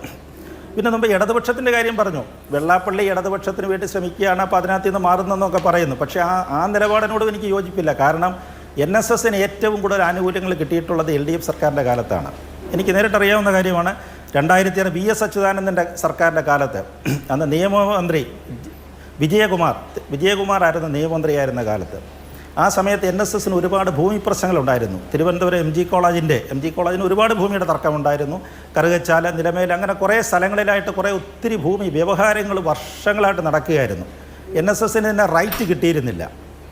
ആ പ്രശ്നത്തിൽ അതിന് ശാശ്വതമായ പരിഹാരം ഉണ്ടാക്കി കൊടുത്തത് ശ്രീ വിജയകുമാറാണ്. വിജയകുമാർ നിയമമന്ത്രിയായിരുന്ന കാലത്താണ്. അനുഭാവമാണ്. വിദ്യാഭ്യാസ സ്ഥാപനങ്ങൾ അടക്കമുള്ളവയാണ് ആനുകൂല്യമെങ്കിൽ അത് കിട്ടിയത് ഒരു പക്ഷേ കോൺഗ്രസ് കാലത്തുമായിരിക്കും. ഇതൊരു ഇളവ് നിയമകാര്യങ്ങളിൽ എനിക്കത് പറഞ്ഞില്ല, കൊടുത്തിട്ടുണ്ട്. പക്ഷേ ഇത് വർഷങ്ങൾ നീണ്ട ഒരു വ്യവഹാരത്തിനകത്തൊരു പരിഹാരം ഉണ്ടാക്കി കൊടുത്തതാണ്. അതുപോലെ തന്നെ കോടിയേരിയുമായിട്ടുള്ള ബന്ധങ്ങൾ മുമ്പ് പറഞ്ഞില്ലേ, വാസവൻ്റെ ഫോൺ വന്നു എന്നുള്ള കാര്യങ്ങൾ. കോടിയേരിയുമായിട്ടൊരു ഹോട്ട്ലൈൻ ബന്ധമായിരുന്നു അദ്ദേഹത്തിനുണ്ടായിരുന്നത്. ഹോട്ട്ലൈൻ ബന്ധം, അദ്ദേഹം ഫോൺ എടുത്താൽ ഉടൻ തന്നെ കോടിയേരി ഫോൺ എടുക്കുമായിരുന്നു. പക്ഷേ അങ്ങനെയുള്ള NSS ജനറൽ സെക്രട്ടറി മുഖ്യമന്ത്രിയുടെ ഫോൺ എടുക്കാതിരിക്കുന്നത് ഞാൻ കണ്ടിട്ടുണ്ട്. മുഖ്യമന്ത്രി വിളിച്ച സമയത്ത്, അത് ശബരിമല പ്രശ്നം നടക്കുന്ന സമയത്താണ്. ശബരിമല യുവതീ പ്രശ്നം നടക്കുന്ന സമയത്ത് അദ്ദേഹത്തിന് ശക്തമായ നിലപാടായിരുന്നു. അപ്പോൾ പലതവണ മുഖ്യമന്ത്രിയുടെ ഓഫീസിൽ നിന്നാണെന്ന് ഉള്ളൊരു ഫോണാണ് അവിടെ വരുന്ന സമയത്ത് 2-3 തവണ കണ്ട് വിളിക്കുമ്പോൾ അദ്ദേഹം ഒറ്റ വാക്കേ പറയുന്നുള്ളൂ. അടുത്തുണ്ടായിരുന്നൊരു സുഹൃത്തിനോട് പറഞ്ഞൊരു കാര്യം വിളിച്ചേച്ച് പറ, അയ്യപ്പസ്വാമി ഇഞ്ഞ് വിട്ടതാ, അതല്ലാതെ മറ്റൊരു കാര്യവും എനിക്ക് സംസാരിക്കാനില്ല. അങ്ങനെ ഒരു നിലപാട് അദ്ദേഹം എടുത്തിട്ടുണ്ട്. അതിശക്തമായ നിലപാട് അദ്ദേഹം എടുത്തിട്ടുണ്ട് അത്തരം കാര്യങ്ങളിലൊക്കെ. അപ്പോൾ അതുകൊണ്ട് NSSൻ്റെ നേതൃത്വത്തെയോ അല്ലെങ്കിൽ നമ്മുടെ ഡയറക്ടർ ബോർഡിൻ്റെ കാര്യങ്ങൾ, പിന്നെ ഇതിനകത്ത് ആക്ഷേപങ്ങളില്ലെന്ന് ഞാൻ പറയുന്നില്ല. ശ്രീ കലഞ്ഞൂർ മധു ശക്തനായ ഒരു ഡയറക്ടർ ബോർഡ് മെമ്പർ ആയിരുന്നു അദ്ദേഹം അതിൽ നിന്ന് പുറത്തായിട്ടുണ്ട്. പിന്നെ ചില പ്രശ്നങ്ങളൊക്കെ ഉണ്ട്, അതൊക്കെ നേരത്തെ തന്നെ ഇവിടെ സൂചിപ്പിച്ചത് പറഞ്ഞ കാര്യങ്ങളാണൊക്കെ. അപ്പോൾ അത്തരത്തിൽ NSSൻ്റെ നിലപാടുകളെ നമ്മൾ അത്തരത്തിൽ വേണം ഇതിനെ കണ്ടുകൊണ്ട് പോകാനെന്നാണ് തോന്നുന്നത്. അതുപോലെ തന്നെ BJPയുമായിട്ടുള്ള ബന്ധത്തെക്കുറിച്ച് പറഞ്ഞു. BJPയുടെ ഒരുപാട് നേതാക്കന്മാരോട് വരുന്നിട്ടുണ്ട്. അദ്ദേഹത്തിന് ചില വ്യക്തികളുമായിട്ട് മാത്രമേ വലിയ സൗഹൃദമുള്ളൂ. പ്രത്യേകിച്ച് ശ്രീധരൻ പിള്ള, പിന്നെ ഗോവ ഗവർണറായിരുന്ന ശ്രീധരൻ പിള്ളയുമായിട്ട് നല്ല സൗഹൃദമുണ്ട് അദ്ദേഹത്തിന്. വളരെ വ്യക്തിപരമായ കഴിഞ്ഞ ദിവസം അദ്ദേഹം അവിടെ വന്നിരുന്നല്ലോ. ചെങ്ങന്നൂരിൽ ഞങ്ങളുടെ അസംബ്ലി മണ്ഡലം ചെങ്ങന്നൂർ മണ്ഡലത്തിൽ ശ്രീധരൻ പിള്ള മത്സരിക്കുന്ന സമയത്ത് എനിക്ക് തോന്നുന്നു നല്ല സഹായം അവിടെ ഉണ്ടായിട്ട് 29% വോട്ട് മേടിച്ച് ചെങ്ങന്നൂർ നിയോജകമണ്ഡലത്തിൻ്റെ ചരിത്രത്തിലെ ഏറ്റവും വലിയ വോട്ട് നേടിയത് ശ്രീധരൻ പിള്ള അവിടെ നിന്നാണ്. അങ്ങനെയാണ് ചെങ്ങന്നൂർ വലിയ ഇപ്രാവശ്യവും നല്ല വ്യത്യാസമൊക്കെ കാണിക്കുന്നുണ്ട് ആ മണ്ഡലം. അതേപോലെ തന്നെയാണ് മറ്റു തരത്തിൽ യുവതീ പ്രവേശന പ്രശ്നങ്ങളൊക്കെ നടന്നെങ്കിലും 2019 കെ സുരേന്ദ്രനെ അദ്ദേഹം പത്തനംതിട്ട സപ്പോർട്ട് ചെയ്തില്ല, NSS സപ്പോർട്ട് ചെയ്തില്ല. സുരേന്ദ്രൻ വലിയ മാർജിൻ 15% ഉണ്ടായിരുന്ന വോട്ട് 29% ഉയർത്തി പത്തനംതിട്ടയിൽ. പക്ഷേ NSSൻ്റെ സപ്പോർട്ട് കിട്ടിയിരുന്നില്ല. അന്നേരം NSS അത്തരത്തിലുള്ള കണ്ണടച്ചുകൊണ്ടുള്ള ഒരു BJPക്കുള്ള ഒരു സപ്പോർട്ട് അവർ കൊടുത്തിരുന്നില്ല. എനിക്ക് തോന്നുന്നു അതിൻ്റെ ഇതൊക്കെ ആയിരിക്കും അതിൻ്റെ ബാക്ക്ഗ്രൗണ്ട് എന്ന് തോന്നുന്നു. NSSൽ BJPയിൽ അങ്ങനെ വലിയ അമിതമായ സ്വാധീനം അവരൊക്കെ വന്നു കഴിഞ്ഞാൽ അങ്ങനെ വലിയ ദോഷമുണ്ടാകും. കാരണം മുമ്പേ ഇവരെല്ലാം പറഞ്ഞതൊക്കെ ശരിയാണ്. അനുഭാവമുള്ള ആളുകൾ ധാരാളം ഇതിനകത്തിലുണ്ട്, പ്രവർത്തകരിൽ ധാരാളമുണ്ട്. അപ്പോൾ പ്രവർത്തകർ ധാരാളമുള്ളത് സ്ഥിതിക്ക് അത്തരത്തിലുള്ളൊരു കടന്നുവരവ് BJPയുടെയോ അതിൻ്റെ നേതാക്കന്മാരുടെ കടന്നുവരവിനെ അദ്ദേഹം ചിലപ്പോൾ എതിർക്കുന്നുണ്ടാകും. കാരണം ഇവിടെ രാഷ്ട്രീയമില്ല. NSSനെ ഇതുവരെയുള്ള നിലപാട് വെച്ച് നമുക്ക് പറയുകയാണെങ്കിൽ ഇത് രാഷ്ട്രീയമില്ല, സമുദ്രത്തിൽ തന്നെയാണ് അത് പോയിക്കൊണ്ടിരിക്കുന്നത്. ശരി, ശ്രീ ജേക്കബ് ജോർജ്, ഇപ്പം ഇതൊരു ഞെട്ടിക്കൽ പ്രഖ്യാപനമാണ്. ഒരാഴ്ച മുമ്പ്, കൃത്യമായി പറഞ്ഞാൽ 8 ദിവസം മുമ്പ് NSS SNDP ഐക്യമുണ്ടാകുന്നു എന്ന് പറയുന്നത് പൊടുന്നനെ പൊട്ടിമുളയ്ക്കുകയാണ്. നോക്കൂ, SNDP യോഗം ജനറൽ സെക്രട്ടറി വെള്ളാപ്പള്ളി നടേശൻ കഴിഞ്ഞ കുറേ ദിവസങ്ങളായി തുടർച്ചയായി പല വിദ്വേഷ പ്രതികരണങ്ങൾ നടത്തിയതിനു ശേഷം സാമുദായിക ഐക്യ പ്രഖ്യാപനം ഒരു സമവാക്യമായി അവതരിപ്പിച്ച NSS ആസ്ഥാനത്തേക്ക് പോകുമെന്ന കാര്യങ്ങളടക്കം പ്രഖ്യാപിക്കുകയാണ്. പൊട്ടിമുളച്ചു വരുന്ന രാഷ്ട്രീയ സഖ്യം ഉണ്ടാകുന്നു. അതിനോട് അനുഭാവപൂർണ്ണമായ നിലപാട് പെരുന്നയിൽ നിന്നുണ്ടാകുന്നു. അതായത് പുതിയൊരു രാഷ്ട്രീയം ഉണ്ടാകുന്നു കേരളത്തിൽ എന്ന് വിചാരിച്ചെടുത്തതെന്നാണ്. ഒന്നും സംഭവിക്കാൻ പോകുന്നില്ല എന്ന് വ്യക്തമാകുന്നത്. എന്തായിരിക്കും നിയമസഭയ്ക്ക് തൊട്ട് മുൻപ് അതുമായി ബന്ധപ്പെട്ടുണ്ടാകുന്ന ഒരവസ്ഥ? ഇതൊരു രാഷ്ട്രീയ പൊട്ടിത്തെറിയുടെ ഭാഗമായിട്ട് ഉണ്ടാകാവുന്ന പ്രത്യാഘാതങ്ങളൊക്കെയും കേരള രാഷ്ട്രീയത്തിൽ ഉണ്ടാകും. മധു, അതുതന്നെയാണ് ഞാൻ കാണുന്നത്. പക്ഷേ ബഹുമാനപ്പെട്ട ഷാവു പ്രസാദ് പറഞ്ഞു സെക്രട്ടറിക്ക് ശക്തി പോരാ, കരുത്ത് പോരാ, ബലം പോരാ എന്നൊക്കെ. ഞാൻ അതിനോട് യോജിക്കുന്നില്ല. കേരളത്തിലെ നായർ സർവീസ് സൊസൈറ്റിയുടെ ചരിത്രത്തിലേക്ക് നോക്കിയാൽ കരുത്തരായ സെക്രട്ടറിമാരെ കാണാം. മന്നത്ത് പത്മനാഭൻ, ഷാവു പ്രസാദ് എൻ്റെ കുറേ പുസ്തകങ്ങളുണ്ട് കേട്ടോ മന്നത്തിനെക്കുറിച്ച്, വേണമെങ്കിൽ ഞാൻ എത്തിച്ചു തരാം. നല്ല ഒന്നാന്തരം പുസ്തകങ്ങൾ. മന്നത്ത് പത്മനാഭൻ മന്നത്തിനടക്കമല്ല പറഞ്ഞതെന്നാണ് ഞാൻ മനസ്സിലാക്കുന്നത്. അല്ലല്ല, അദ്ദേഹം സെക്രട്ടറിമാരെ കുറിച്ചാണ് പറഞ്ഞത്. അല്ലല്ല, ഞാൻ പറഞ്ഞത് അങ്ങനെ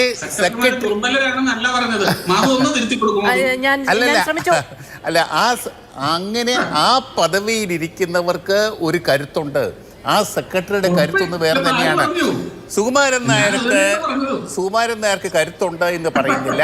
അദ്ദേഹത്തിൻ്റെ കരുത്തിൻ്റെ ഭാഗമായിട്ട് തന്നെയാണ് ഇന്നിപ്പോൾ ഈ ഒരു ഒത്തുതീർപ്പിന് അദ്ദേഹം തയ്യാറായത്. കൂടെയുള്ളവർക്ക് ഒരു എതിർപ്പ് വന്നു, അത് ശരിയല്ല എന്ന് അവർക്ക് അഭിപ്രായപ്പെടേണ്ടി വന്നു. അവരഭിപ്രായപ്പെട്ടു. അതിൻ്റെ അകത്ത് രാഷ്ട്രീയം അവർ ചൂണ്ടിക്കാണിച്ച് കാണും. അവരൊക്കെയും അദ്ദേഹത്തെ പോലെ ഉയർന്നവരാണ്, മുതിർന്നവരാണ്. അവരുടെയൊക്കെ വിലപ്പെട്ട അഭിപ്രായം അദ്ദേഹം കേട്ട് കാണും. ഒരു കാര്യം കൂടി അറിയാമല്ലോ, നാരായണ പണിക്കർ 2012 നമ്മുടെ പ്രധാനമന്ത്രി AB വാജ്പേയി കുമരകത്ത് പോയില്ലേ? കുമരകത്ത് അന്നേരം ഓഗസ്റ്റ് 2012 അല്ല, പോട്ടെ കുമരകത്ത് 2002 10 വർഷം മുമ്പ്, ഒരു ദശകം മുമ്പ്, ക്ഷമിക്കണം, 2002 അന്ന് അദ്ദേഹം പോയപ്പോൾ അദ്ദേഹത്തെ ബഹുമാനപ്പെട്ട നാരായണ പണിക്കരെ കുമരകത്തേക്ക് ക്ഷണിച്ചും കൊണ്ട് പലതരത്തിൽ സന്ദേശങ്ങൾ വന്നു നാരായണ പണിക്കർക്ക്. അദ്ദേഹം വഴങ്ങിയില്ല. ഇന്ത്യയിലെ BJP പ്രധാനമന്ത്രിയെ കാണാൻ പോകുന്ന പ്രശ്നമില്ല എന്ന് അദ്ദേഹം തീരുമാനിച്ചുറപ്പിച്ചു.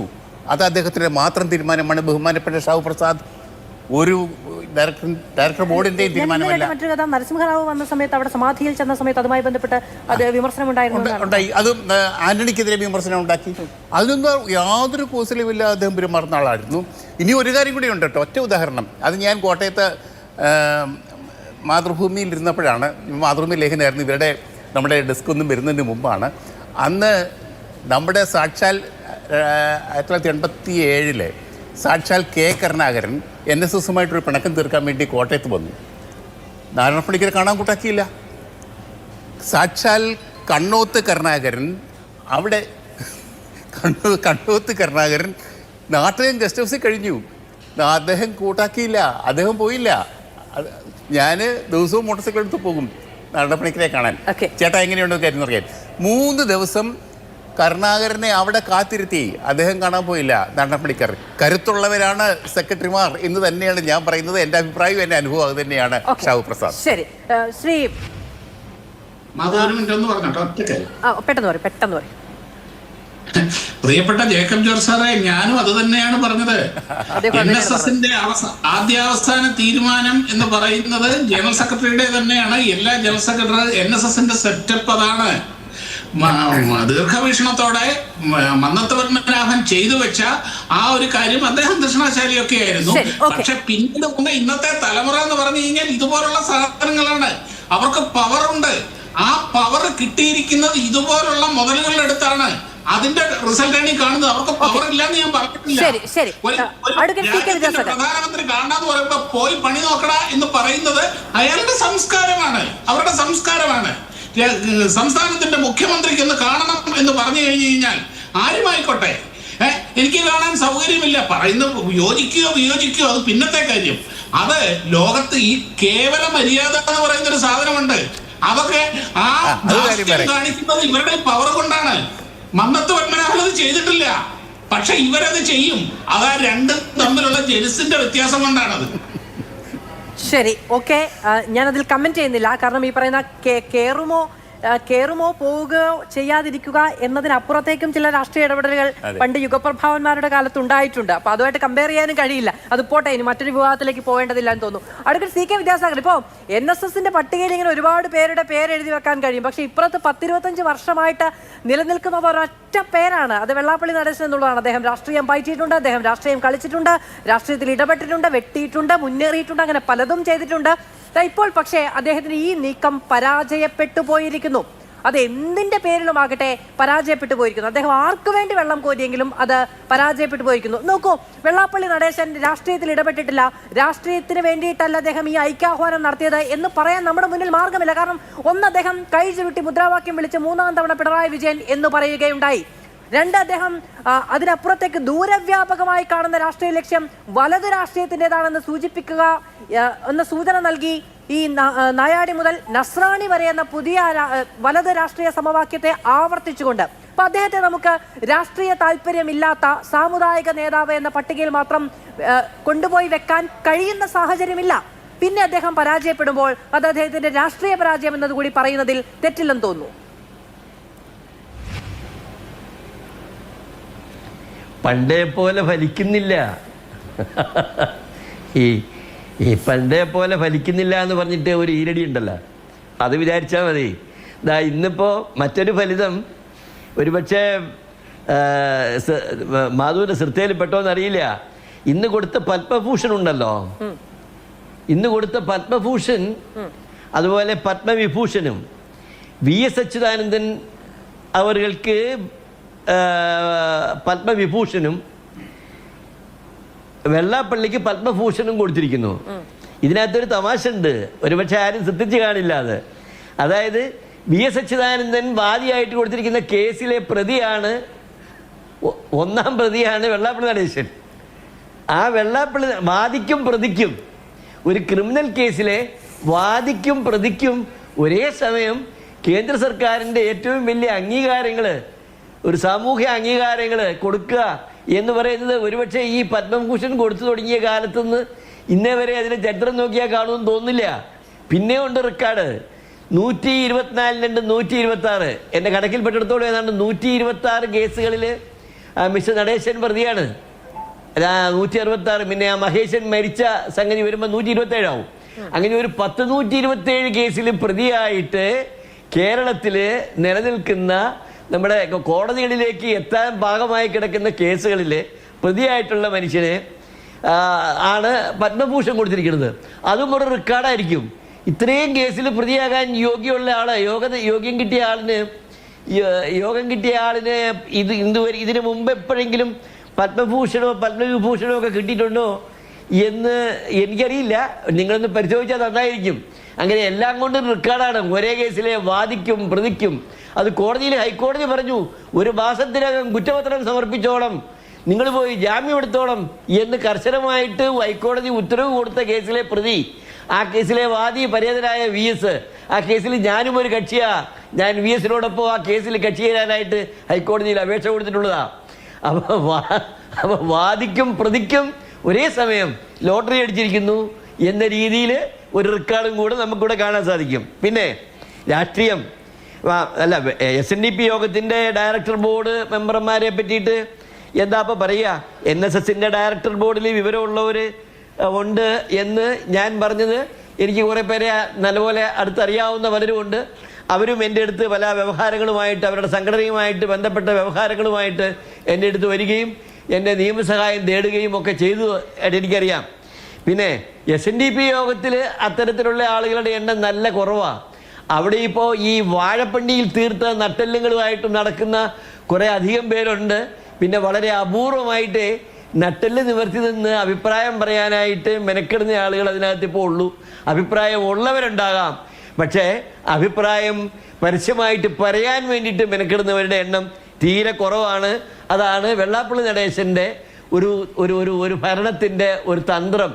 SNDP യോഗത്തിൻ്റെ ചർച്ചാ വേദികളിൽ, വാർഷിക പൊതുയോഗത്തിലാണെങ്കിലും ഡയറക്ടർ ബോർഡിലാണെങ്കിലും എല്ലാ വിഷയത്തെ പറ്റിയും വളരെ സമഗ്രമായ ചർച്ചകൾ നടന്ന് തീരുമാനങ്ങൾ എടുത്തുകൊണ്ടിരുന്ന ഒരു കാലമുണ്ടായിരുന്നു. SNDP യോഗത്തിൻ്റെ വാർഷിക പൊതുയോഗം ഞാൻ അധ്യക്ഷം വഹിക്കുന്ന കാലത്ത് വൈകുന്നേരം 6 മണി 7 മണി ആയാലും ചർച്ചകൾ കൺക്ലൂഡ് ചെയ്ത് മീറ്റിങ്ങിന് പിരിയാൻ സാധിക്കുമായിരുന്നില്ല.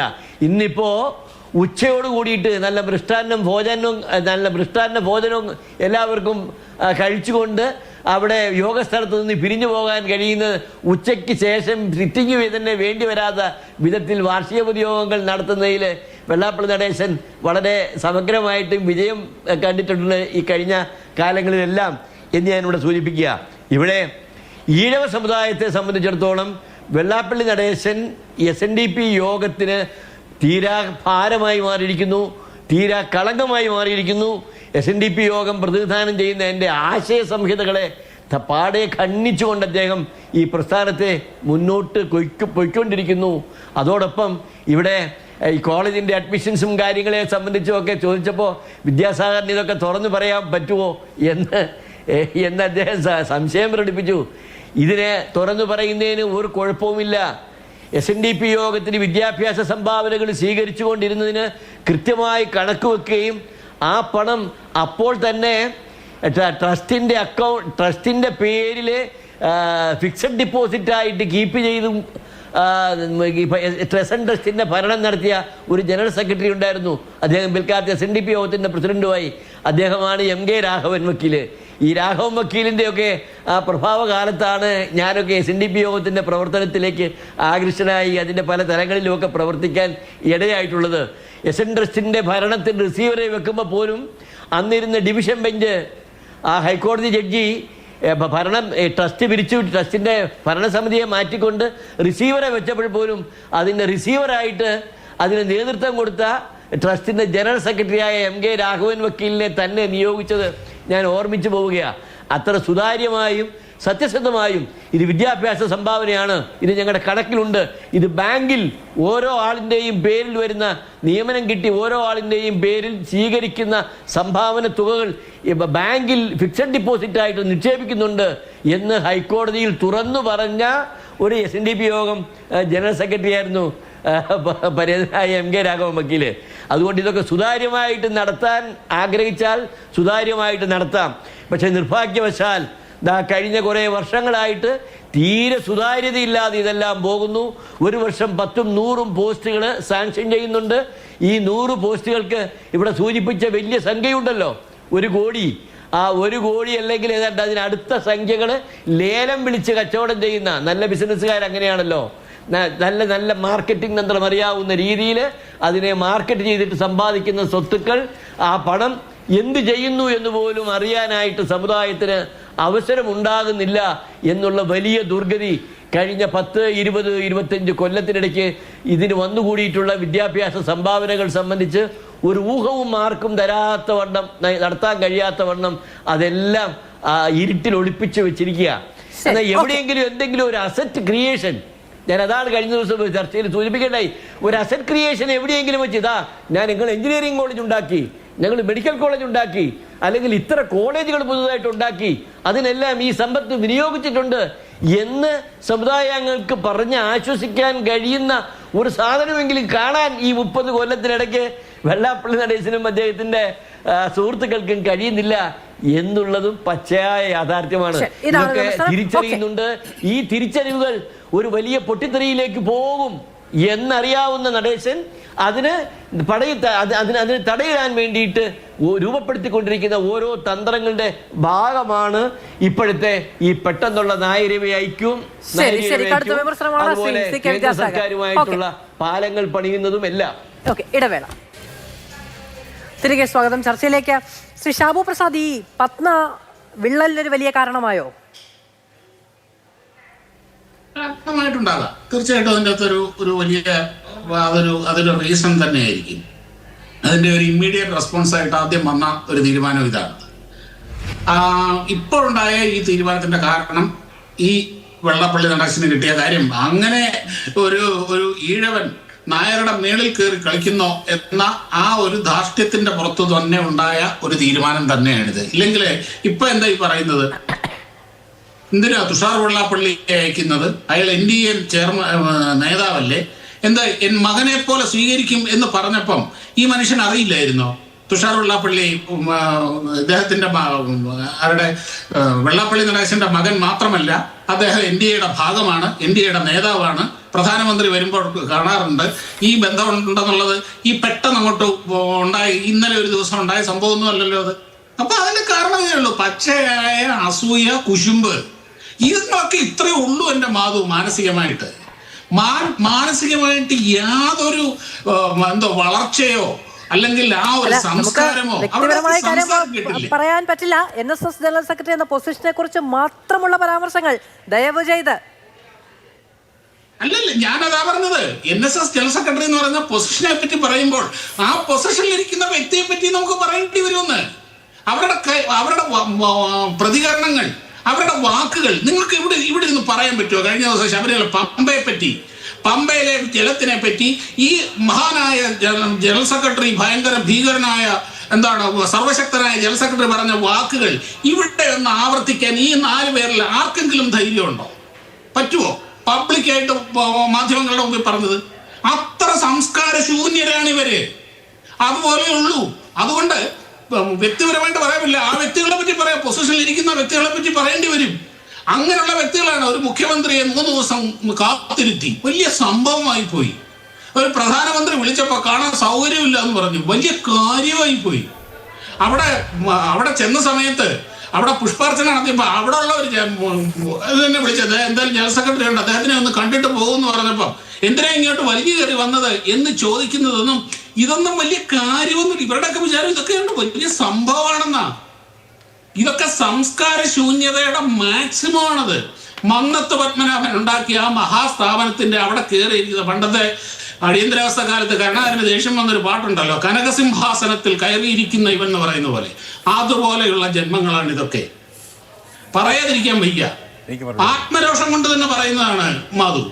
അത് ശരിയോ തെറ്റോ അതൊക്കെ ഓരോരുത്തരുടെ സാമുദായിക നേതൃത്വങ്ങൾ, രാഷ്ട്രീയക്കാർ അങ്ങനെ വലിഞ്ഞു കയറി വരേണ്ടതില്ല എന്ന തീരുമാനമെടുക്കുന്നത് ജനാധിപത്യത്തിന് ഭൂഷണമാണെന്നാണ് ഞാൻ വിചാരിക്കുന്നത്. അങ്ങോട്ടും ഇങ്ങോട്ടുമുള്ള കൊടുക്കൽ വാങ്ങലുകൾ എത്രത്തോളം ഇല്ലാതാകുന്നു, കൊടുക്കൽ വാങ്ങലുകൾ രണ്ടുമാണ് ഞാൻ പറയുന്നത്, എത്രത്തോളം ഇല്ലാതാകുന്നുമോ അത്രത്തോളം നല്ലതെന്ന് വ്യക്തിപരമായി വിചാരിക്കുന്ന ഒരാളാണ് ഞാൻ. Shri Jacob George. അല്ല, എനിക്ക് പറയാനുള്ളത് ബഹുമാനപ്പെട്ട ഷാബു പ്രസാദ് വളരെ ആവശ്യത്തോടുകൂടിയാണ് പറയുന്നത്. കാരണം അദ്ദേഹത്തിൻ്റെ പാർട്ടിയോട് പുറംതിരിഞ്ഞ് നിൽക്കുകയാണ് NSS എന്ന സ്ഥാപനം, NSS എന്ന സംഘടന. കരുണാകരനോട് കാണിച്ചതിന് ഞാൻ ഇത് തന്നെയാ പറഞ്ഞത്, ജേക്കബ് ജോർജ്. അതെ അതെ അതെ കരുണാകരനോട് കാണിച്ചതിനും അതെ അതെ കിടങ്ങൂർ ഗോപാലകൃഷ്ണൻ ഉള്ളയോട് കിടങ്ങൂരിന് കാണിച്ചത് ഒക്കെ ഉണ്ട്. ചെറുപ്പത്തിൽ ഉള്ളയോട് കാണിച്ച മന്ത്രിയുടെ എത്ര പിന്നെ കിടങ്ങൂർ മന്നത്ത് പത്മനാഭന്റെ ചെറുമക്കളോട് മന്നത്ത് പത്മനാഭന്റെ ചെറുമക്കൾ അവിടെ വന്ന പുഷ്പാർച്ചന നടത്താൻ വന്നപ്പോൾ അങ്ങോട്ട് കേറ്റിയില്ല മധു, അങ്ങോട്ട് കേറ്റിയില്ല. അല്ലാതെ BJPയുടെ സംഘപരിവാറിനോടുള്ള എതിർപ്പല്ല.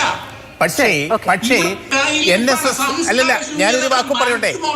പക്ഷേ NSS ഒരു സംഘടന എന്ന നിലയ്ക്ക്, ഒരു സമുദായ സംഘടന എന്ന നിലയ്ക്ക് NSS എന്തുകൊണ്ട് BJPയോട് പുറംതിരിഞ്ഞ് നിൽക്കുന്നു എന്ന് ആലോചിക്കേണ്ടത് നിങ്ങളുടെ പാർട്ടിയാണ്. ബഹുമാനപ്പെട്ട ഷാഹു പ്രസാദ്, നിങ്ങളുടെ BJP പുറംതിരിഞ്ഞോ അകംതിരിഞ്ഞോ കമന്നോ കിടന്നോ കിടക്കട്ടെ, അതൊന്നും അല്ല ഇവിടുത്തെ വിഷയം.